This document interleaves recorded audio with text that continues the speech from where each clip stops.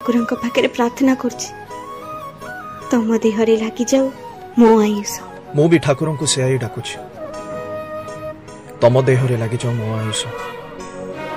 ଓ ଏଇ ମନ୍ଦିରରେ ଠାକୁରଙ୍କ ସାମ୍ନାରେ 7 ଜନ୍ମ ପାଇଁ ମୁଁ ପୁଣି ଥରେ ବାହାହେବା ପାଇଁ ଚାହୁଁଛି ତମ ସାଙ୍ଗରେ। ଆଉ ସେଇଟା ବି ନିଜ ଇଚ୍ଛାରେ।